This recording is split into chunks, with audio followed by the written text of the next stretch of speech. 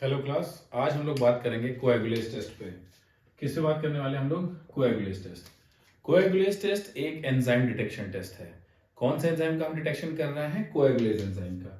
कोएगुलेज enzyme, DNase enzyme, thermonuclease enzyme, catalase enzyme, ये सारे bacteria के विरलेंस फैक्टर हैं जो कि बैक्टीरिया की पैथोजेनेसिस में हेल्प करते हैं। तो हम जिस टेस्ट की आज बात कर रहे हैं वो है कोएगुलेज टेस्ट। और किस बैक्टीरिया के लिए हम लोग इस टेस्ट को परफॉर्म करते हैं? मेनली एस ऑरियस के लिए। एस ऑरियस के लिए हम लोग कोएगुलेज टेस्ट करते हैं। नाम से पता ही चल रहा है एक कोएगुलेज एंजाइम टेस्ट है, एंजाइम डिटेक्शन का टेस्ट है। तो ये जो एस ऑरियस होता है इसके पास दो तरह के एंजाइम होते हैं। एस ऑरियस के पास कोएगुलेज में भी दो टाइप होते हैं। एस ऑरियस में एक होता है बाउंड कोएगुलेज और एक होता है फ्री कोएगुलेज। बाउंड कोएगुलेज के नाम से ही पता चल रहा है बाउंड, यानी कि ये बैक्टीरिया के सेल सरफेस पे प्रेजेंट होता है, बाउंड रहता है, सेल सरफेस पर ही बाउंड रहता है। और फ्री कोएगुलेज जो होता है ये एक्स्ट्रा सेलुलर एंजाइम है। एक्स्ट्रा सेलुलर एंजाइम है, बैक्टीरिया इसको एक्स्ट्रा सेलुलरली प्रोड्यूस करता है। दोनों एंजाइम का प्रिंसिपल प्रोसीजर अलग अलग है, वो मैं दोनों आप लोगों को सेपरेटली बताऊंगा। तो सबसे पहले हम बात करते हैं कौन से एंजाइम की? हम पहले बात करेंगे बाउंड कोएगुलेज की। बाउंड कोएगुलेज नाम से पता चल रहा है ये सेल सरफेस पे प्रेजेंट होगा।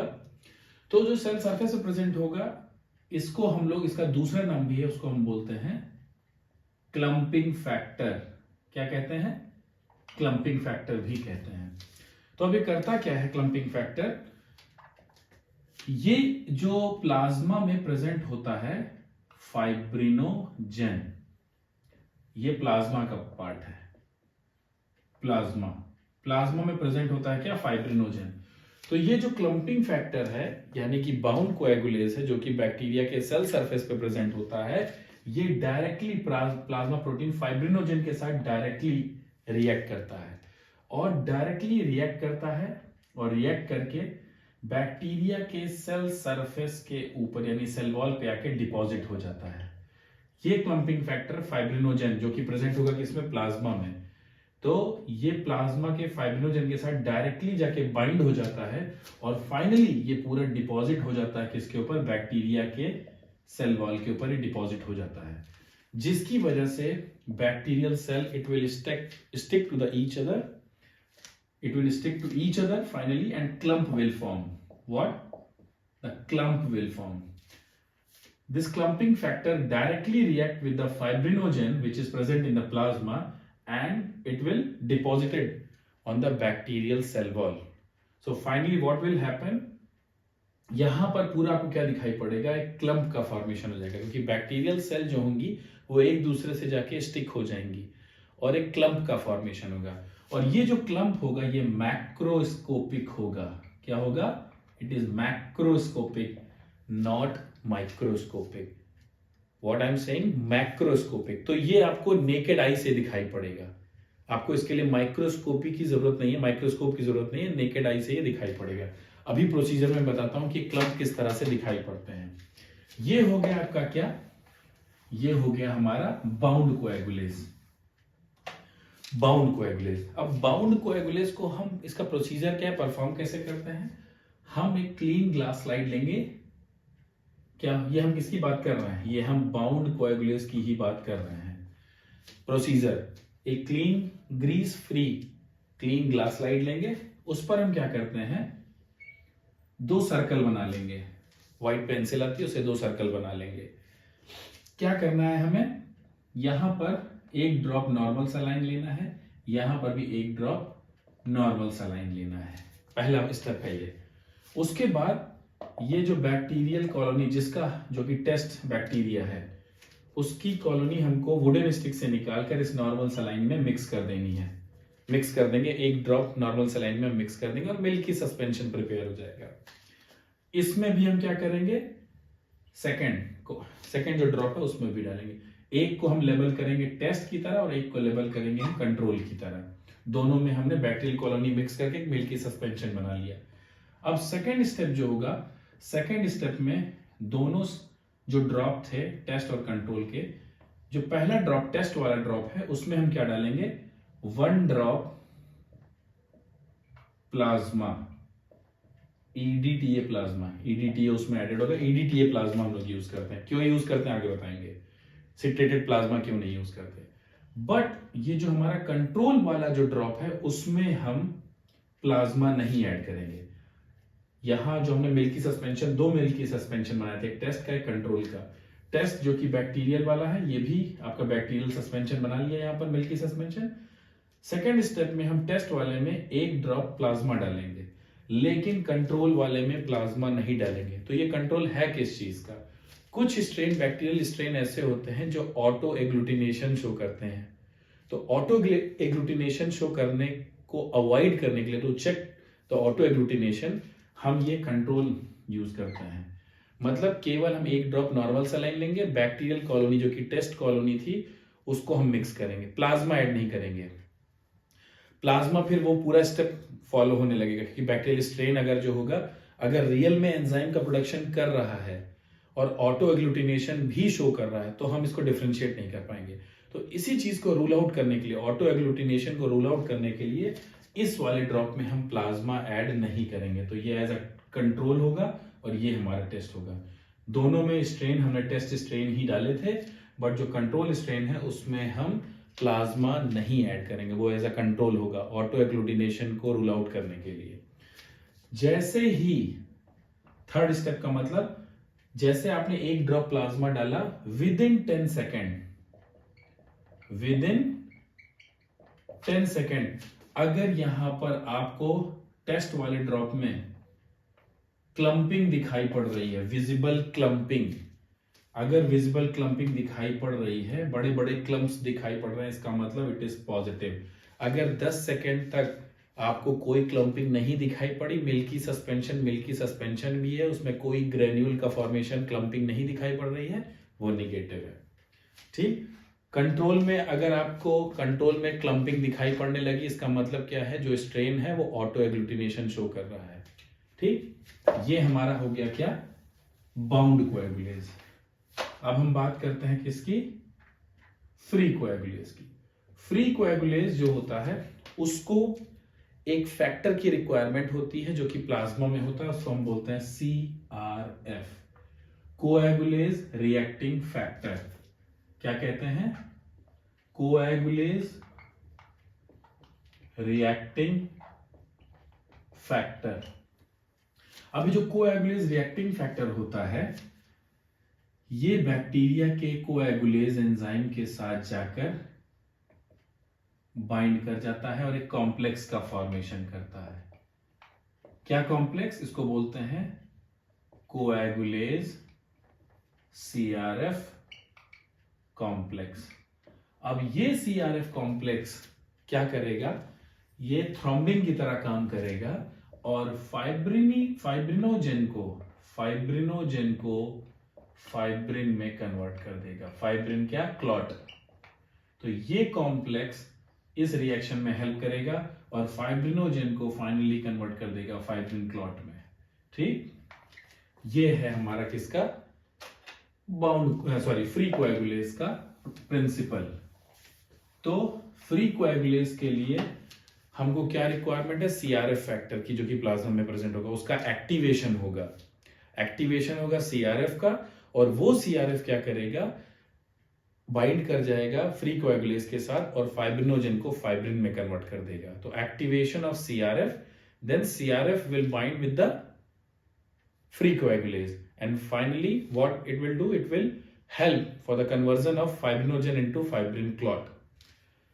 अब हम लोग जो प्रोसीजर फॉलो करेंगे किसके लिए, फ्री कोएगुलेज के लिए जो प्रोसीजर फॉलो करेंगे, वो प्रोसीजर क्या होगा, इसीलिए मैंने बोला दोनों का प्रोसीजर अलग है। हम यहां पर 3 ट्यूब लेते हैं, 3 ट्यूब लेंगे, तीनों ट्यूब में हम क्या करेंगे, 0.5 ml डाइल्यूटेड 1:10 का डाइल्यूशन करके, ये डाइल्यूशन बनाया जाता है, प्लाज्मा कंसंट्रेटेड प्लाज्मा नहीं यूज किया जाता है, 1:10 का डाइल्यूशन बना के हमें प्लाज्मा यूज करना है और सब में 0.5 ml, ये क्वेश्चन पूछ लिया जाता है कितना प्लाज्मा यूज करेगा और उसका डाइल्यूशन कितना होगा। 1:10 का डाइल्यूशन होगा प्लाज्मा का, ह्यूमन प्लाज्मा और रैबिट प्लाज्मा। गिनी पिग का प्लाज्मा हम लोग यूज नहीं करते हैं क्योंकि उसमें CRF फैक्टर नहीं होता है, इसलिए गिनी पिग का प्लाज्मा नहीं यूज किया जाता है। Human plasma, rabbit plasma.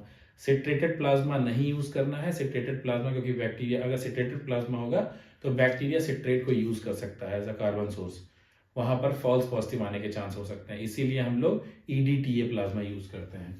तो 0.5 ml हमने क्या यूज किया, प्लाज्मा। ये तीनों ट्यूब में हमने प्लाज्मा ऐड कर दिया, फ्रेश ट्यूब 1 2 3। पहली है टेस्ट, सेकंड है पॉजिटिव कंट्रोल और तीसरी है निगेटिव कंट्रोल। ठीक, निगेटिव कंट्रोल। अब हम लोग को क्या करना है, अब हमको करना क्या है, पहली वाली ट्यूब में जो कि टेस्ट है, उसमें हम लोग जो हमारा टेस्ट बैक्टीरियल स्ट्रेन है उसका ब्रॉथ, तीनों का हम ब्रॉथ बना लेंगे, तीनों का, सॉरी, फर्स्ट सेकंड का हम ब्रॉथ बनाएंगे। ब्रॉथ में होगा क्या, जो हमारा टेस्ट बैक्टीरिया है जिसके लिए हमको कोएगुलेज टेस्ट परफॉर्म करना है, ट्यूब कोएगुलेज, उसका ब्रॉथ हमें बनाना है। किसमें, न्यूट्रिएंट ब्रॉथ आप ले सकते हैं, पेप्टोन ब्रॉथ ले सकते हैं।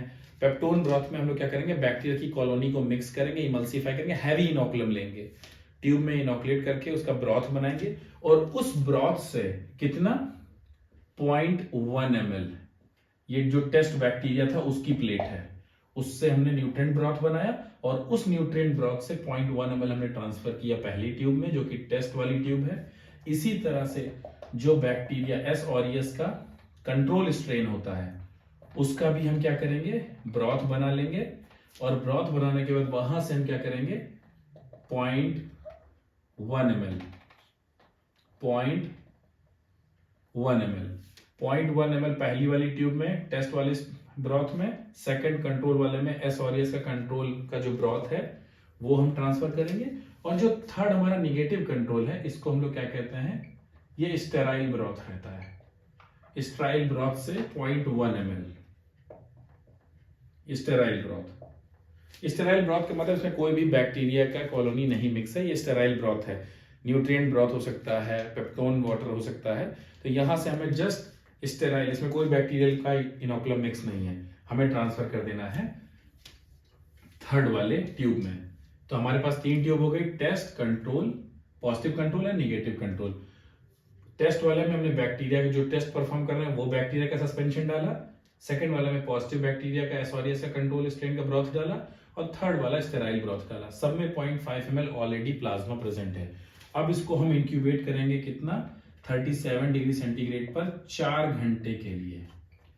4 घंटे के बाद हम क्या चेक करेंगे, देखेंगे कि किसमें क्लॉट का फॉर्मेशन हुआ है। अगर 4 घंटे के बाद इस ट्यूब में क्लॉट का फॉर्मेशन हुआ, और ये क्लॉट कैसा होगा, अगर आप ट्यूब को टिल्ट करेंगे तो क्लॉट मूव नहीं करेगा, वो क्लॉट बॉटम में ही रहेगा, मूव नहीं करेगा जैसे आप ट्यूब को टिल्ट करेंगे।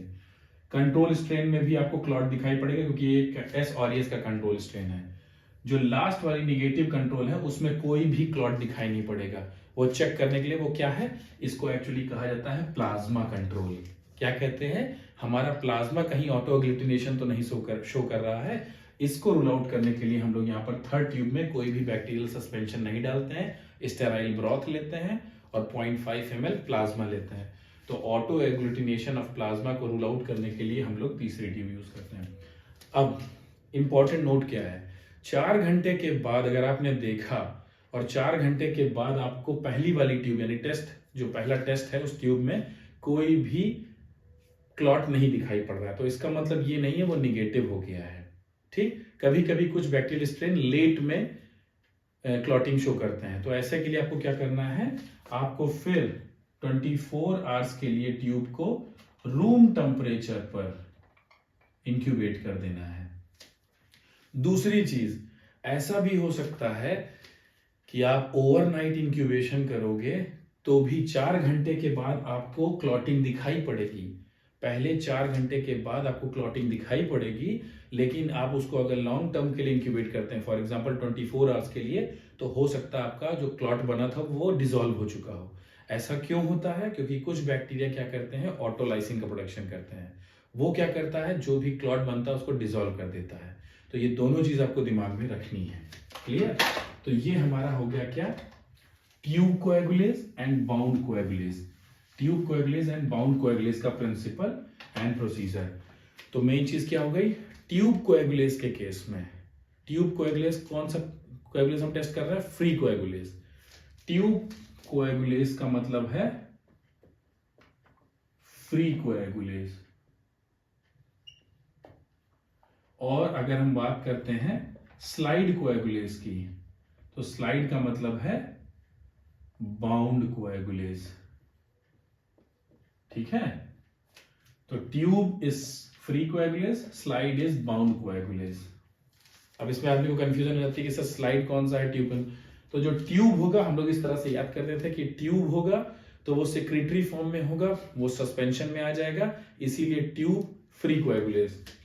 स्लाइड पे हम करेंगे तो फिक्स रहेगा, इसीलिए हम लोग याद रखते थे कि स्लाइड एक मतलब याद करने का तरीका है कि स्लाइड पे अगर हम करेंगे तो वो यानी एंजाइम फिक्स रहेगा बैक्टीरियल सेल पे, इसीलिए हम स्लाइड पे कर रहे हैं, फिक्स है, इसीलिए उसको हम क्या कहेंगे, वो बाउंड कोएगुलेज। ये याद करने का केवल तरीका है, ऐसा किसी बुक में नहीं दिया हुआ है, ये केवल याद करने के उससे मैं आपको बता रहा हूं।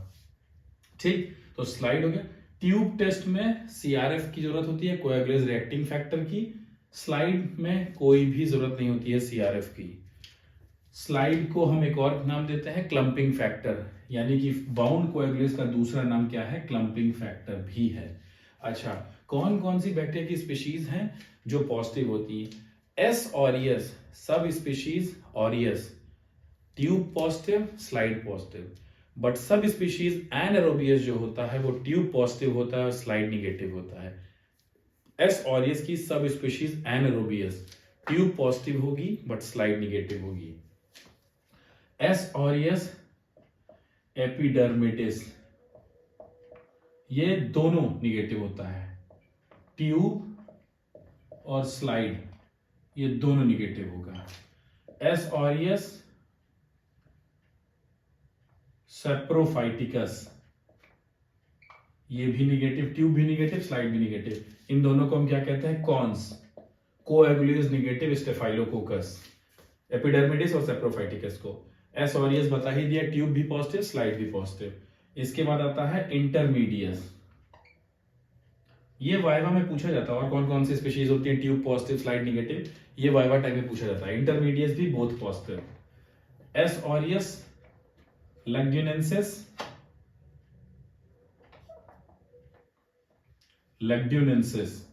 लग्ड्यूनेंसिस की खास बात क्या है, ये स्लाइड पॉजिटिव होता है और ट्यूब निगेटिव होता है।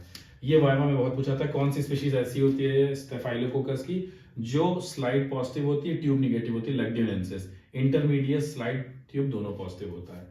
ठीक, अच्छा, एक चीज जो बहुत इंपॉर्टेंट है जो आपको याद रखने वाली भी है कि जो स्लाइड टेस्ट है वो स्क्रीनिंग के लिए यूज किया जाता है, ये कंफर्मेशन के लिए यूज नहीं होता है। बट जो ट्यूब टेस्ट होता है वो क्या होता है, कंफर्मेशन के लिए। तो जब भी स्लाइड पॉजिटिव आ जाएगा इसका मतलब ये नहीं है कि वो कंफर्म एस ऑरियस है, ठीक है, वो कंफर्म नहीं है। वो कंफर्म किससे होगा, वो ट्यूब से ही कंफर्म होगा। तो अभी आपने केवल क्या कर रखा है, स्क्रीनिंग कर रखी है with the help of slide, but for the confirmation you have to perform tube test. ठीक है, ये हमारा कोएगुलेज टेस्ट है। इसका प्रिंसिपल क्या है, प्रोसीजर क्या है, मैंने बता दिया आपको। क्या क्या चीजें आपको ध्यान में रखनी है, कौन सा प्लाज्मा यूज करना है, गिनी पिग का प्लाज्मा नहीं यूज करना है, ईडीटीए प्लाज्मा हमको यूज करना है, सेक्रेटेड प्लाज्मा नहीं यूज करना है। क्यों नहीं यूज करना है वो मैं पहले आपको बता चुका हूं। ठीक, अब इससे रिलेटेड जो नोट्स है वो प्रोवाइड किए जा चुके हैं, वो जाके आप देख सकते हैं। कोई क्वेरी हो, कोई डाउट हो तो आप पूछ सकते हैं।